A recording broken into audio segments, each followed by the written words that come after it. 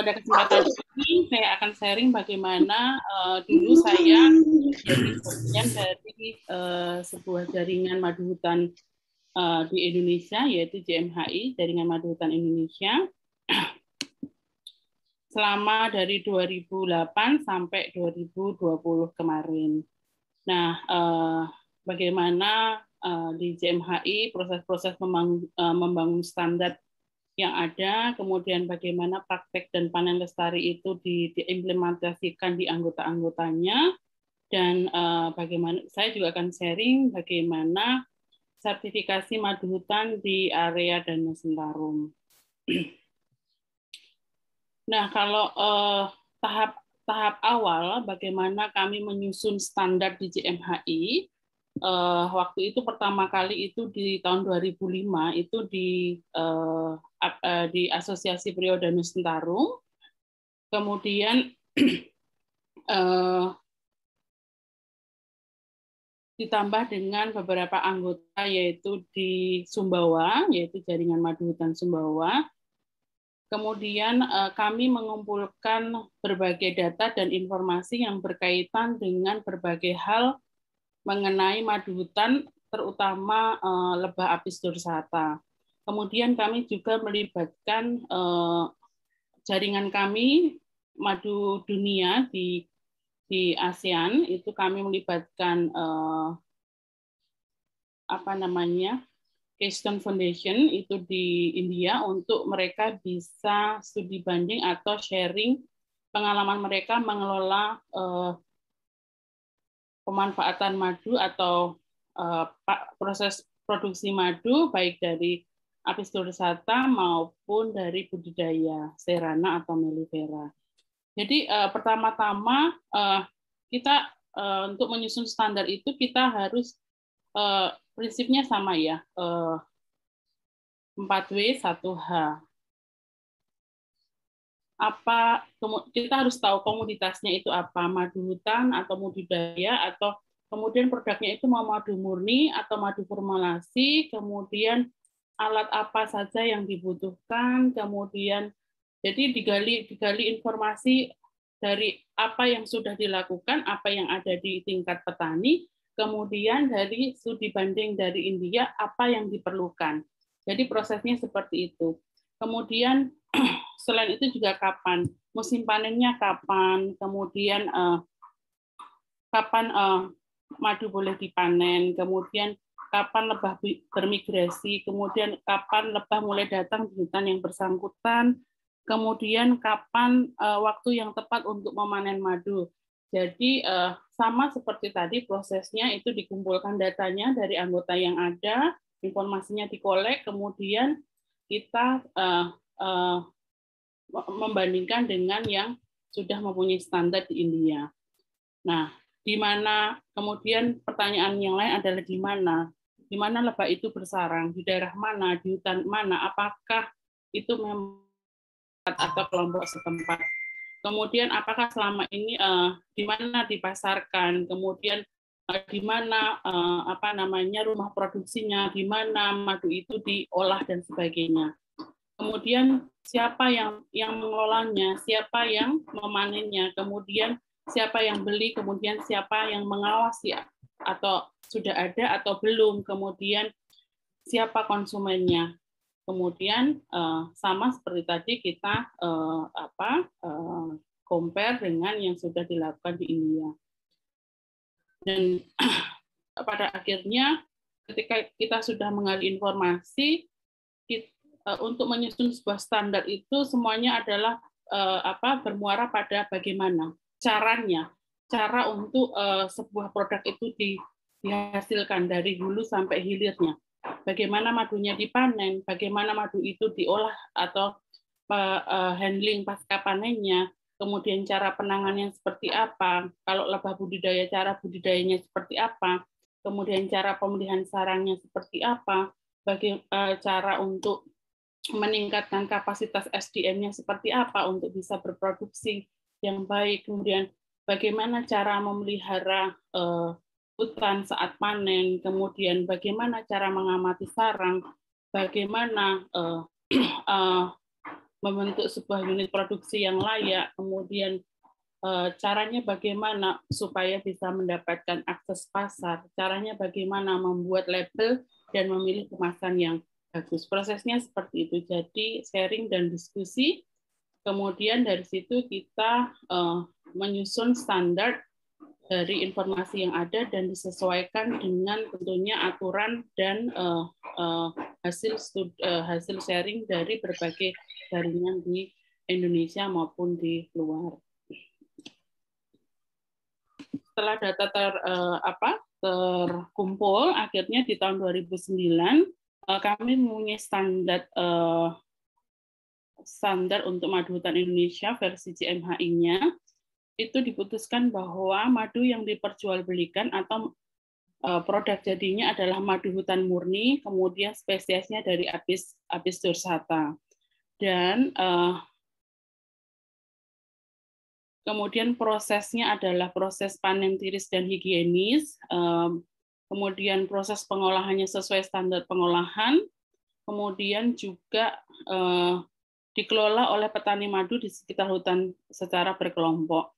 Kenapa? Karena kami mensyaratkan kelompok pada waktu itu, karena perlu adanya sebuah mekanisme waktu mereka mengelola hasil hutan yaitu madu, itu bagaimana controlling sistem di hutan itu dijalankan. Misalkan untuk cara panen petani kelompok A akan diawasi oleh petani siapa dan kemudian disahkan oleh siapa, itu sangat penting supaya ketelusuran produk juga bisa dipertanggungjawabkan. Kemudian jaminan proses di masing-masing kelompok itu sesuai dengan proses panen tiris dan higienis serta berkelanjutan.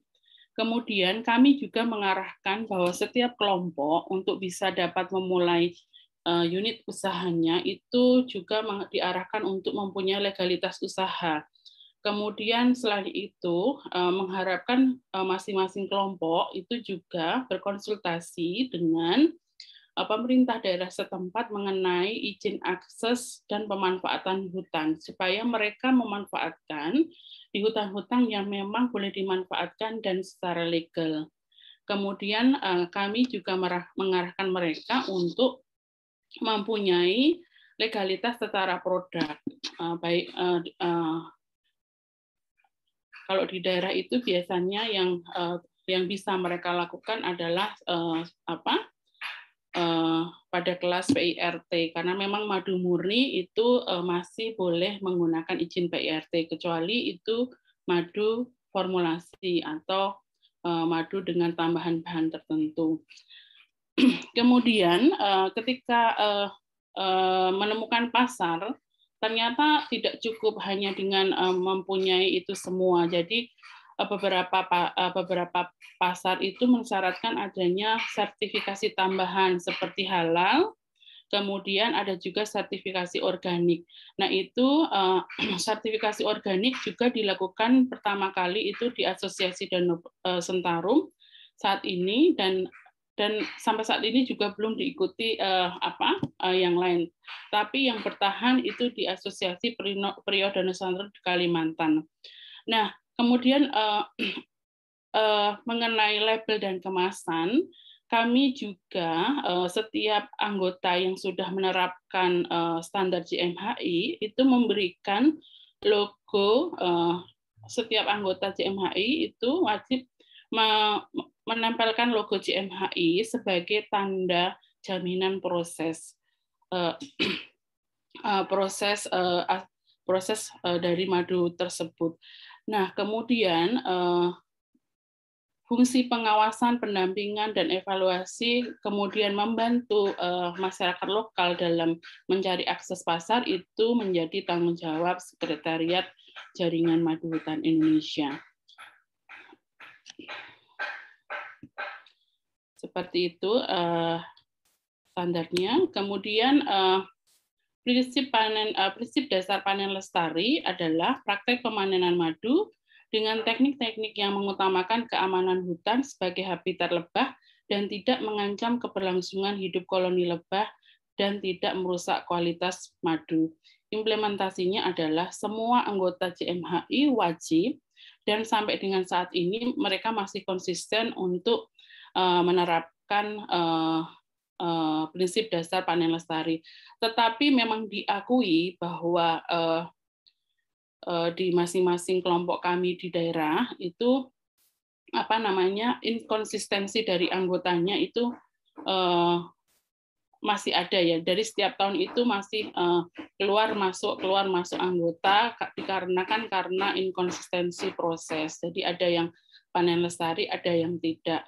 Karena evaluasi kami adalah ketika sudah menemukan pasar, mereka cenderung ingin hasil yang instan. Jadi bahkan di daerah Sulawesi itu mereka kalah dengan strategi tengkulak yang menyebutkan bahwa panen dengan di squeeze atau diperas itu lebih bernutrisi dan lebih kaya enzim, dikarenakan seluruh bagian yang ada di dalam madu, di dalam unsur madu itu masuk ke dalam madu itu. Ketika kami tetap petani itu kemudian karena tengkulak itu artinya membeli tanpa ada persyaratan panen lestari, karena si tengkulak itu sudah membuat branding seperti itu, otomatis konsistensi dari petani itu mulai buyar. Jadi banyak kendala yang kami alami dengan para tengkulak. Nah, pada prinsipnya proses panen lestari yang diterapkan itu seperti ini: tidak menebang atau merusak pohon tempat lebah biasa bersarang. Kemudian tidak menggunakan sembarangan alat saat panen, tidak panen sembarang waktu, kemudian menanam tanaman pakan lebah, menggunakan asap dan tidak nyala api besar supaya terhindar dari kebakaran dan terbunuhnya koloni-koloni lebah. Kalau sekarang itu saya mendampingi yang di Sumbawa ketika sertifikasi di tingkat Asia itu sudah tidak boleh menggunakan nyala api lagi. Jadi benar-benar memang asap. Kemudian memotong hanya kepala sarang, hanya mengambil bagian madu dan menyisakan sedikit untuk anakan, atau 25% dari bagian kepala madu yang harus ditinggalkan. Ini penting karena untuk keberlangsungan sebagai sumber pakan dari anak-anak lebah yang masih ada di situ. Jadi sementara mereka membangun sarang, kembali mereka masih punya stok madu untuk si koloni. Kemudian tidak mengambil bagian larva untuk bagian komersil. Jadi ini juga dulu menjadi perdebatan yang panjang dengan masyarakat lokal karena mereka itu biasa mengkonsumsi anakan lebah karena alasan untuk kesehatan, tetapi dan juga banyak yang memperjualbelikan itu dengan karena bermanfaat untuk kesehatan, jadinya itu dikomersilkan. Nah, ketika kami jelaskan bagaimana lebah bisa bertahan, bisa tetap mempertahankan koloninya, kalau bapak dan ibu sekalian mengambil kemudian dimakan, mereka mati, tidak bisa berkembang biak. Baru mereka paham, kemudian sepakat waktu panen jika tidak sengaja itu terpotong atau kadang itu nggak apa-apa diambil, tetapi tidak sengaja diambil kemudian dikomersilkan atau dijual belikan. Kemudian yang ke-8 adalah membersihkan sisa sarang di bagian kepala madu yang melekat di dahan. Kemudian menghindari kerusakan bagian sarang yang tertinggal supaya lebah bisa kembali dan membangun kembali sarang di situ. Pisau dan alat peralatan lain adalah yang sesuai dengan standar pengolahan pangan. Kami menggunakan pisau stainless, kemudian si petaninya menggunakan sarung tangan saat panen. Kemudian kalau baju, kami sebenarnya pernah mengharuskan mereka menggunakan baju panen, tetapi di beberapa case hampir 80% itu tidak bisa mengaplikasikannya di lapangan dikarenakan mengganggu dan mengkhawatirkan terhadap keselamatan si pemanjat. Nah, biasanya memang di daerah itu si pemanjat itu tidak sembarang orang. Memang mereka sudah punya keahlian khusus untuk memanjat dan biasanya sudah turun temurun. Kemudian mereka mempunyai seperti kemampuan tersendiri, keahlian yang saya juga kurang paham ya. Mereka memang bisa berkomunikasi dengan lebah atau sejenisnya, jadi mereka tidak disengat lebah saat melakukan proses tersebut. Tetapi mereka juga, artinya mereka terus bukan tidak menggunakan perlindungan sama sekali, tidak, tetapi perlindungannya tidak menggunakan standar baju panen lebah pada umumnya. Mereka biasanya menggunakan baju itu berlapis 4-5, kemudian mereka menggunakan penutup kepala.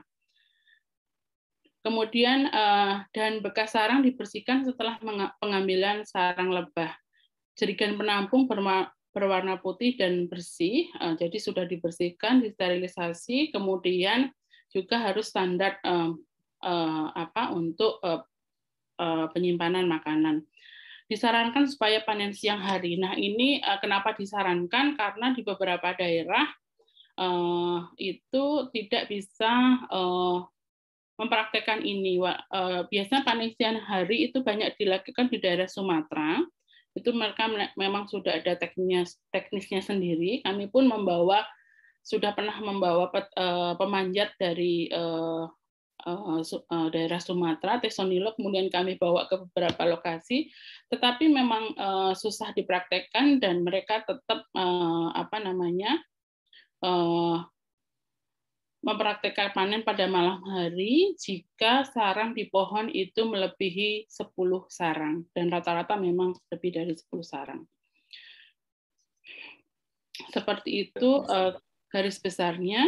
Kemudian saya menceritakan garis besar saja untuk sertifikasi organik madu hutan. Itu standar yang kami gunakan adalah SNI 6259 tahun 2016. Kemudian mitra kami adalah PT Bioset Indonesia. Jadi salah satu lembaga yang di bawah Kementerian Pertanian yang sudah tersertifikasi. Yaitu lembaga sertifikasi pihak ketiga. Apa yang harus dilakukan itu memang prosesnya panjang sekali. Jadi kami tidak hanya 1-2 kali melakukan pelatihan, pertemuan, sosialisasi dengan petani karena kalau sekilas memang terlihat kompleks sekali form-formnya ataupun instrumen sertifikasi itu, tetapi kami coba menerjemahkan berbagai instrumen sertifikasi tadi ke bahasa atau form-form yang lebih sederhana, tentunya disesuaikan dengan kemampuan si kelompok tani. Nah, itu prosesnya tidak mudah Bapak Ibu, tetapi memang dokumen-dokumen yang dipersyaratkan itu harus dipenuhi. Salah satunya adalah mempunyai standar internal controlling system di kelompok petani madu. Standar internal controlling system ini disusun sesuai dengan kondisi, kemampuan, kemudian SDM yang ada di situ, lingkungannya seperti apa, kemudian unit produksinya juga seperti apa, lokasinya seperti apa, itu disesuaikan, disusun berdasarkan kesepakatan bersama oleh si kelompok itu. Jadi di dalamnya itu bisa berisi berbagai macam, seperti bagaimana proses keanggotaan dalam satu kelompok atau dalam satu asosiasi, kemudian bagaimana proses panennya, kemudian bagaimana proses penanganannya, proses produksinya, kemudian juga bagaimana sistem pengangkutan madu itu dari lokasi panen ke rumah petani, dari rumah petani ke lokasi pengumpulan, dari pengumpulan ke rumah pengolahan, dari pengolahan menjadi produk jadi sampai ke customer. Nah, yang paling agak rumit dan susah waktu awal-awal susah diterapkan oleh petani-petani di Danau Sentarung itu adalah bagaimana sistem inspeksi internal yang harus mereka jalankan. Karena kan di Danau Sentarung itu mereka transportasinya berkunjung satu desa kelompok satu dengan yang lain itu menggunakan kapal, menggunakan seperti kapal kecil. Nah, itu costly. Kemudian itu awalnya terdengar ribet sekali karena inspeksi harus dari kelompok satu dengan kelompok yang lain, kemudian harus 2 kali selama musim panen, inspeksi pertama, kemudian inspeksi internal kedua, kemudian baru setelah itu dibawa ke asosiasi, kemudian baru disetujui ini sebagai produk organik. Tetapi ketika itu dijalankan, disepakati dengan mekanisme yang lebih sederhana, dan itu juga dikonsultasikan dengan lembaga sertifikasi supaya bisa disesuaikan, itu bisa dijalankan sampai dengan saat ini. Jadi ketika madu dipanen, madu mulai sarang mulai ada, madu mulai datang, itu sudah juga dilakukan pendataan mengenai jumlah sarang dan potensi panennya. Dari situ mereka bisa bergerak untuk melakukan proses inspeksi internal untuk memastikan nanti panen dilakukan sesuai dengan standar sertifikasi organik. Kemudian mereka juga mempunyai aturan dalam cukup tegas setiap tahunnya itu fungsi inspeksi internal yang tadi dijalankan itu untuk mengetahui konsistensi dari keanggotaan. Jadi ada sanksi yang diberlakukan kepada anggota-anggota yang tidak menjalankan standar yang sudah disepakati bersama. Kemudian selain mempunyai standar internal controlling system, mereka juga harus mempunyai standar operasional prosedur dan produksi. Hal ini berkaitan dengan analisa risiko, kemudian kemampu telusuran produk yang tentunya sangat dibutuhkan untuk menjamin asal-usul kualitas dan asal-usul produk tersebut.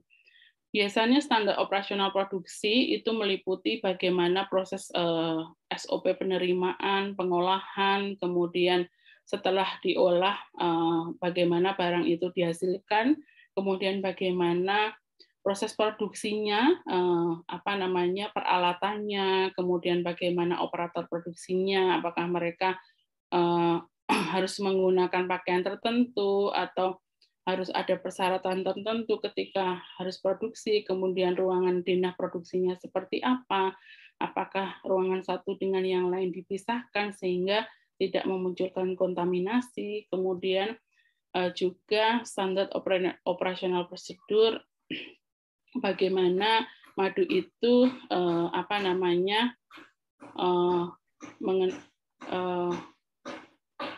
didistribusikan ke customer. Jadi sebenarnya ketika sebuah unit produksi itu mempunyai SOP ini, itu bisa diberlakukan atau bisa digunakan untuk sertifikasi apapun. Hanya memang form-form dari lembaga-lembaga sertifikasi berkaitan itu lain-lain karena disesuaikan dengan ruang lingkup mereka. Tetapi pada dasarnya nanti dokumen yang dipergunakan itu dan juga berbagi pengalaman bagaimana kalau setahu saya UKM untuk kombinasi ini satu yang paling penting adalah komitmennya Bapak Ibu sekalian. Jadi komitmen karena halo, suara siapa nih? komitmen itu hal-hal yang dicakup dalam ya. Itu tadi, jadi ketika SOP ini nanti ketika sudah mempunyai satu paket SOP dalam satu unit produksi, itu nanti Bapak Ibu bisa pergunakan itu untuk sertifikasi apapun ya, halal ataupun bisa untuk mendaftarkan perizinan, misalkan Badan POM, itu dokumennya nanti yang diaudit sama, hanya nanti declare-nya itu berbeda-beda berdasarkan dengan ruang lingkup lembaga sertifikasi yang bersangkutan. Tetapi menurut pengalaman saya, ketika saya sertifikasi Badan POM, halal, organik, itu basicnya dasar dokumennya sama, tetapi form-formnya yang diberikan berbeda, tetapi dengan bahasa yang berbeda-beda juga. Tetapi kembali lagi nanti akan bermuara pada SOP itu. Jadi sebenarnya Bapak dan Ibu sekalian, mau ada sertifikasi atau tidak, itu standar operasional produksi ini wajib dipunyai oleh sebuah unit produksi. Jadi ketika mau mendaftarkan perizinan atau sertifikasi apapun, itu akan sudah dengan mudah melalui screening administrasinya. Kemudian yang kedua adalah mempunyai unit produksi yang layak. Lokasinya di mana, kemudian ada kemungkinan kontaminasi atau tidak dari lingkungan sekitar, kemudian bagaimana pemisahan ruangannya, kemudian peralatan yang dipergunakan apakah sudah sesuai standar atau belum. Nah, itu juga dipersiapkan waktu itu di Danau Sentarum. Nah, tentunya kami juga tidak bekerja sendirian waktu itu JMHI. Tentunya kami juga mengundang banyak pihak untuk memberikan pelatihan mengenai produksi makanan yang baik terutama untuk madu. Kemudian saat ini di sertifikasi organik maupun di sertifikasi legalitas produk, itu ketika itu berkaitan dengan hasil hutan bukan kayu yang saya saat ini madu masuk di dalamnya, itu pasti ditanya hak akses atas wilayah hutan, apakah ada dokumen pendukungnya. Nah, itu kami mendampingi waktu itu, berkoordinasi dengan pemerintah daerah setempat, atau kalau di Danau Sentarum kami berkoordinasi dengan pihak Balai Taman Nasional Danau Sentarum Betung Kerihun. Jadinya legalitas atas akses wilayah di Danau Sentarum pun sudah legal. Dan